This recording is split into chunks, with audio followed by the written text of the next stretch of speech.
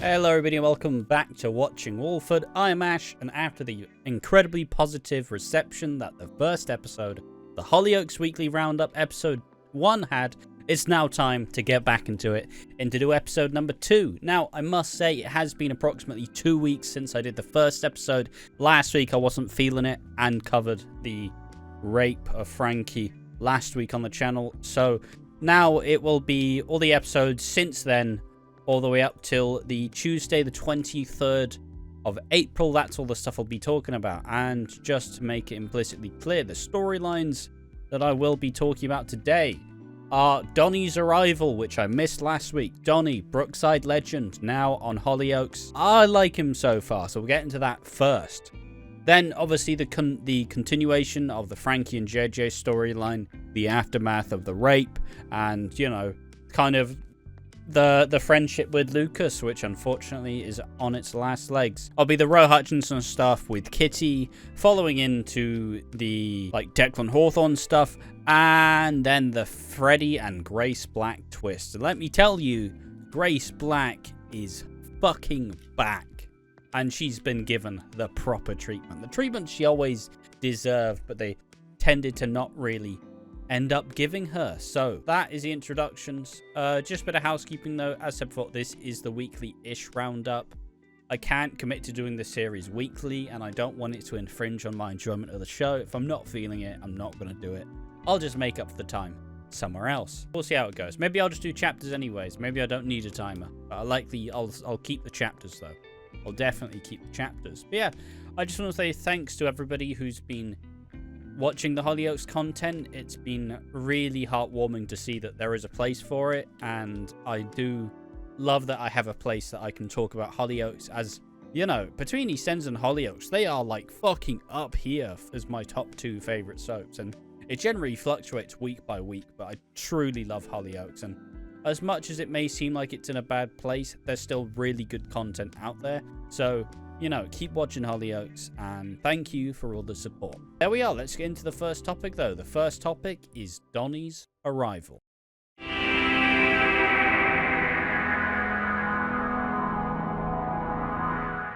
So Donny was introduced last week as Vicky's dad and Andre's dad, of course.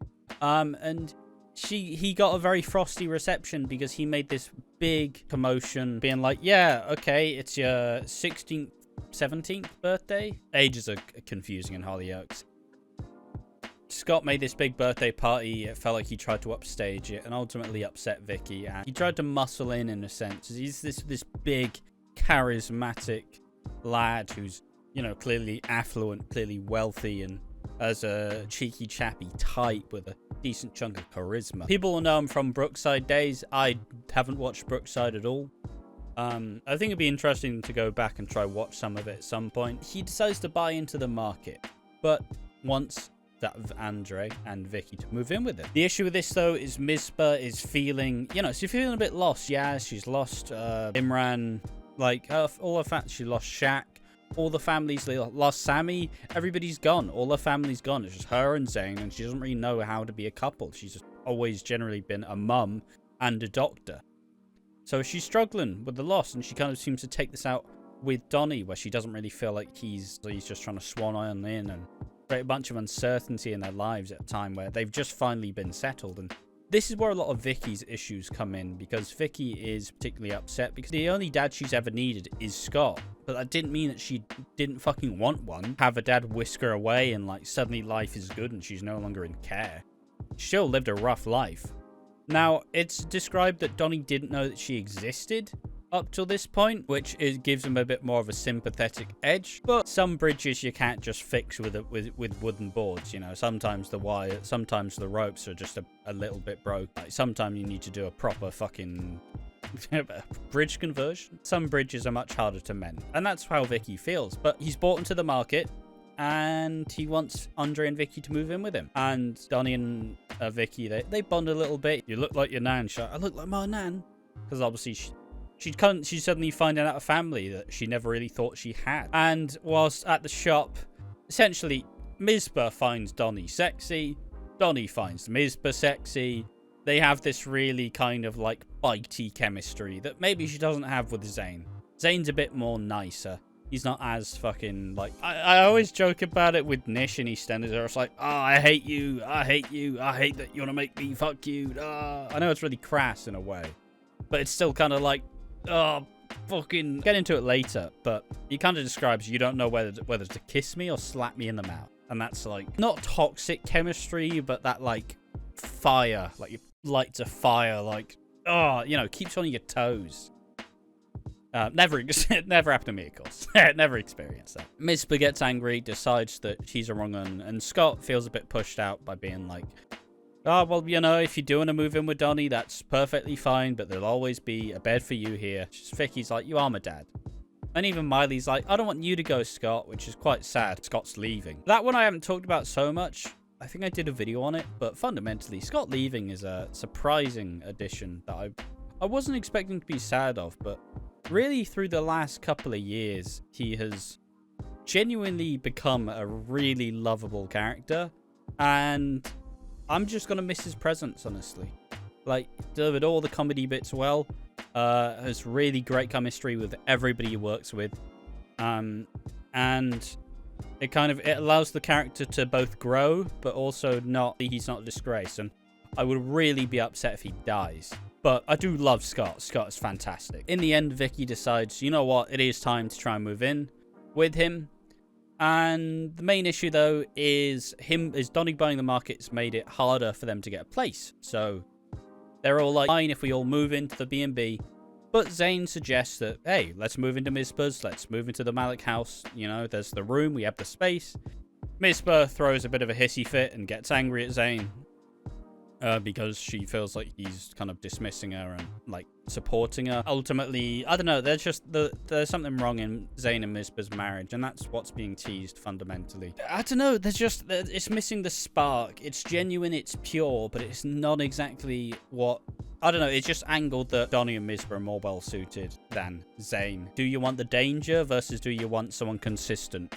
And it just depends who you'll fall in love with. And the Zane Mizpah thing has been explored a little bit, but generally Mizpah's always kind of looking like, he's alright, but do I even really know him? Do we like the same things? It's a different kind of man. Donny's like, can we talk, please? And he kind of jokes, but then says like, maybe I just miss my kids. And he's like, oh, so you're a bad friend and a bad mother. I suppose I'll say this here as well. Jamelia is leaving. Sharon, yeah, she's leaving. She's got a job in Dubai. She's leaving tomorrow. It was a good run from Jamelia. I enjoyed what she did. Won't lie and say she added a lot, but the show seemed to have done her some good. It seemed to give her some stability in a very rough time. So credit to her. She did a alright job. She's not the best actor, but it is Hollyoaks. Who the fuck cares about acting talent as long as they pull off the character? You can pull off a character with charisma as opposed to genuine acting talent, and that's kind of I don't know, it's something I love with these sorts of shows. And I'll get onto it when we talk about Freddie Roscoe, who is... people do say he's a terrible actor. Like, he's not good, but he has that Hollyoaks campy charm. Like, Brendan was a great actor, fair play. He did a really good job. But a lot of Brendan was carried by that machismo, that ego that kind of made him like, oh, fucking, yeah, fucking love you, Brendan. Was really devout. Freddie's not doing something nearly as strong as that. He's got that kind of lovable charm. Donny calls Mizpah a bad mum and a bad friend. She's like angry and like throws iced coffee all over his shirt. She tries to help him get him out. They flirt back and forth, and he does just go, yeah, you feel like you want to rip my clothes off, you know, you feel like a tiger, like a feral animal. You told me getting out. And he's just flirting back and forth. And then he does do the line of, you don't know whether to slap me or kiss me. She says, try me. And then she kisses him. And Donny and Mizpah have a snog. Interesting enough. Cool stuff. They have a lot more chemistry than Zane and Mizpah, but I don't think the chemistry's really been explored with Zane and Mizpah. The marriage was always kind of thrown into question. Bad times are coming up for not the finest time to be Zane. Donny's arrival, I wasn't expecting much, considering I didn't know who the fuck he was. I don't know, he's proven to have barrels of charisma. And with some of the more, like, charismatic, like, favorite people, you need those sorts of characters to come on out. But yeah, there we are. That's all the Donny's arrival stuff. A good debut for an interesting character. I'm usually not sold on these sort of, like cock of the walk. Fuck me, that's an old phrase. I'm usually not super, like, sold on them. But fundamentally, very interesting and very well done. So credits to all the people portraying this. So now we go from this to the next storyline, and we'll go into the next storyline. Frankie and JJ's storyline being continued.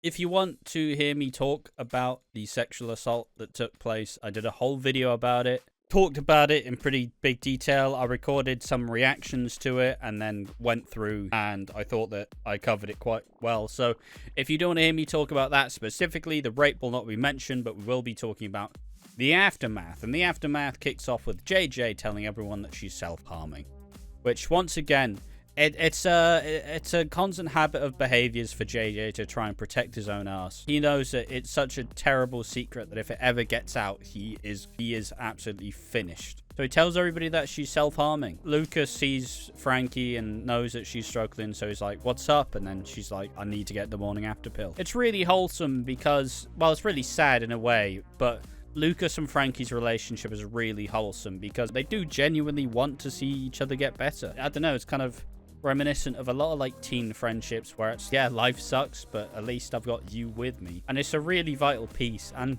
I will just say, Isabel Smith, I believe, is the actress playing Frankie, and I wasn't initially sold on Lucas, especially since they didn't give him too much to do when he first came back. But I will say, I am very much so becoming a big fan of Lucas and of what he can do. I think he's really been given a lot of good stuff to work with, and past Leah, who doesn't really get much to do. I'm not sure if they're just unconvinced by the actress, but she doesn't really get much to do. But Lucas has really come into his own as a character. It's a surprising one because he was just playing like Steve's chavvy little son. He's really grown into the role, so full credit. Everybody looked at him and went, oh, he's just gotten it because he looks like Steve. And it's like, no, he genuinely is a good actor, and I think he does a good job of playing the role. Frankie struggles to get the morning after pill, doesn't want to deal with all the questions, but in the end, Lucas gets it for her and makes sure that she's safe. It's wholesome because we know that Frankie's never really had anyone look out for her like this, and even if you may say, oh, yeah, but AJ, JJ's teasing us, where they constantly are, do I say that it's JJ, do I not? And more often than not, she ends to just pick a different person. It's Darren, it's you.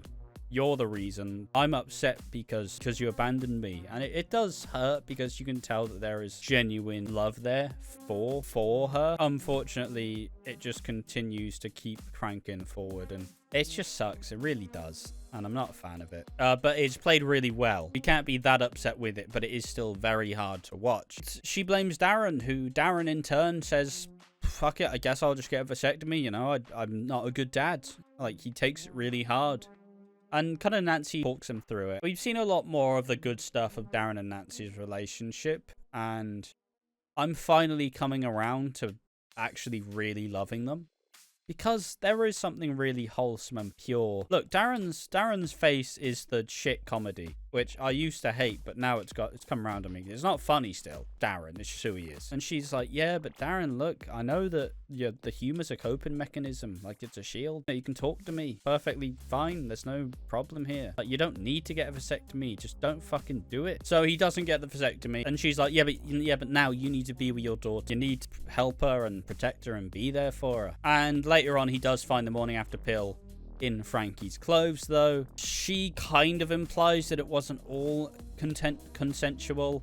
She's like, no one can protect me now. It's that ominous, like, you don't really know what it means, but she's not going to talk about it further because it's obviously fucking sensitive. And then Darren threatens Lucas, thinking it was him. Like, thinking it was Lucas. It's a dose of the fucking worm that JJ is, because JJ thinks he's about to get his ass, but he sees him and he almost stops and gets worried. The stressful, like, God damn it, Darren. But also, there's no reason to stress otherwise. But yeah, he gets genuinely shaken up. So it's just, I think it'll be a show of how hard it'll be to get JJ, like, to. I don't even know if he'll ever confess, because to him it's all a game. But I think this shows that he knows what he's doing is wrong. But Frankie is then threatened to, like, Darren on side. And then JJ kind of threatens her, knowing, like, you've told so many lies, you've accused everyone, who's going to believe you now? And it's just rough. He starts shouting the odds. One thing I'll say about Steve, and I don't really know why this has to be a thing, but it's funny regardless. I don't know if they just couldn't be fucked to make Steve go on crutches or some shit. But, like, he fell off a roof, and they're like, oh, your leg's gonna need a lot of intensive rehab. But instead of Steve being on crutches, he just fucking hobbles on it, like, moves around fast. I'm not one for trying to pick out the faults of stuff, but maybe could do with some crutches, I guess. Might be a good idea. If there's anything that people may complain about, it, like, taking out from the immersion, I guess, this probably is one of it. Darren does apologize to Steve, and it's fine, and they move on. Frankie then blackmails Lucas into saying, I'll tell everybody you know that you got me into self-harming, so just leave it out. And so she has to blackmail him, which obviously is heartbreaking. Lucas is the only friend Frankie has, really. Anyone who really knows what's going on. So, and then Lucas gets an apology, but even with Frankie's like, it's okay then, right? He's like, no, right? You don't blackmail your friend. And it's really heartbreaking to see. It just means that Frankie is trapped again. And it's just really tragic, honestly. I really do think the Lucas and Frankie friendship has really been a great part of this storyline. And I hope that if both stay in this show for years, and I hope they do stay for a long time. It's obviously harder when there's a young actress, because if they've proven to be a very capable actress, usually they leave in a couple years' time, or just don't get to do much. But I do hope that Lucas and Frankie both get to stick around a lot longer. It'll be tragic if the character gets dumped, but I don't think they will, because they know they have an absolute fucking gem of an actress and actor in both these characters. Then afterwards, JJ's bought her a dress for her dancing. And yeah, it's textbook grooming, really. It feels bad, and I don't like it. And the first time JJ's actually done something nice for her, I was expecting him to be like, aren't you going to show it off for me? And it's like, fucking hell. So yeah, there's a lot of sad stuff, but not much good. Finally, Darren's starting to try to get through with Frankie. Isn't here, but I want to be, and I want to help you out, and everything will be okay. And the main issue is Darren starts to realize that Frankie is just withdrawing from everything. Maybe she does need to speak to a psychiatrist or a professional, because I mean, anybody who's been depressed, the withdrawal from everything is pretty much how it goes, really. You just kind of, well, it becomes so much harder to have, you just don't have the energy to deal with the regular. You just don't have the energy ready to actively deal with anything. And so instead of actually like trying to make yourself better and get help, you just clam up and you just kind of take it on all by yourself. And JJ hears this, gets a bit worried. If Frankie goes to a therapist is patient confidentiality. So if there was one person she could genuinely tell, probably could be a therapist. But all in all, the Frankie and JJ stuff continuing was, it's a really good week for it. Really sad in a way. And as I keep saying, it'll often get much worse before it gets better. There was a lot of sad stuff this week. But once again, all of it is phenomenal stuff. It is just exceptionally hard to watch. Credits to all the people. I say this every time, but credits to all the actors. Has genuinely been phenomenal. And I'm very proud of everything they've done so far. It's still my favorite storyline of Hollyoaks, and it's my favorite storyline they've done in absolute years. Great stuff, sucks to watch, but it's really well done. So let's move on to the next storyline, so there'll be a little transition here. Speaking of transition, let's go and talk about Roe Hutchinson.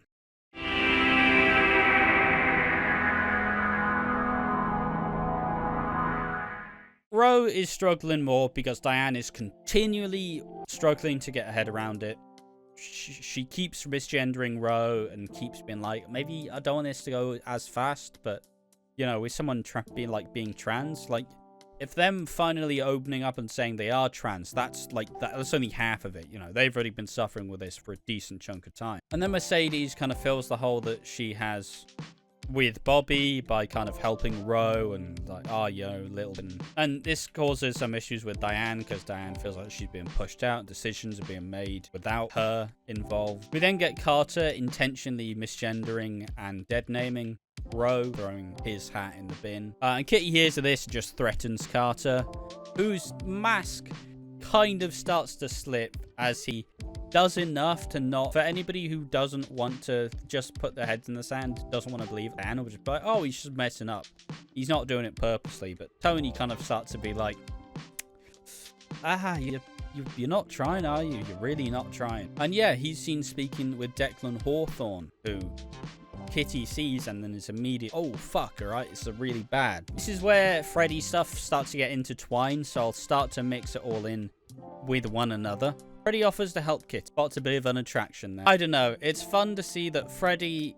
Look, Freddie is always going to sleep around. That's part of who he is. He likes to fuck, right? He likes to fool around. That's who Freddie is. And he sleeps with Kitty. I've seen some people like, oh, I didn't know that Freddie was bi. And it's like, it's not the fucking point though, lads. Like, come on. I get, I mean, maybe it's some people just trying to wrap their heads around it, but at least as far as Freddie's concerned, attractive is attractive no matter who you are. So, fucking thumbs up from me. It's great to see. And I will just say, I do love Kitty. I think she's been a really good addition, and it's really helped out with the Rose storyline. And now we're getting more of who her backstory is. So, like, I will say, I think it's a perfect character to add at this time, and I really do like Iz Hesketh in this role, and I think that she's phenomenal. So, really good stuff from Iz Hesketh. I think they are a phenomenal actress, and I do love her. So, a really good character to have in this sort of story. Kitty sees Declan and freaks out, and Freddie's like, I'll help you, but you gotta tell me what's going on. And she explains how Declan is her dad, been practicing conversion therapy, kind of like a pray the gay away, takes young vulnerable queer people and tries to correct in his image. And Ro hears this as well, as he's hiding in the garage, and he witnesses this. And I suppose whilst this is all going on, we do get the fucking return. Grace Black is back.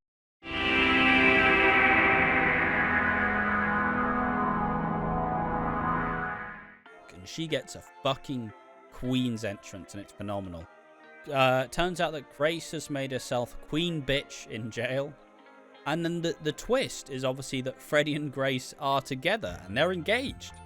And it's a really weird one because Freddie killed Grace's dad and they've kind of been entangled, and they were technically related through Fraser and Sandy, but I mean, not really. And it turns out that Sandy seemingly sent Lexi to live in South Africa, but it turns out that Fraser left Sandy a big fortune, which they now feel entitled to. And Grace and Freddie's plan is to break Grace out, get the fortune, take Curtis and Lexi, and hit the open road and never look back. So that's what Freddie's back for. Grace is finally being treated with the respect that she deserves.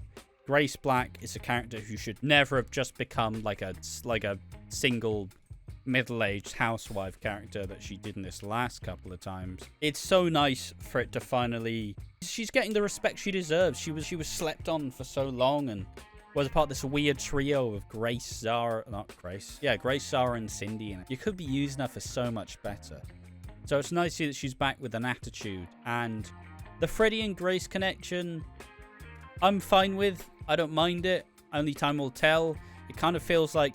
With Freddie, it feels like most things are superficial, and I can't really see if they will necessarily... Will they stay together? I don't know, but I look forward to seeing more of them. So, great re-entrance for Grace Black, and a well-deserved and very cool way to bring her back in.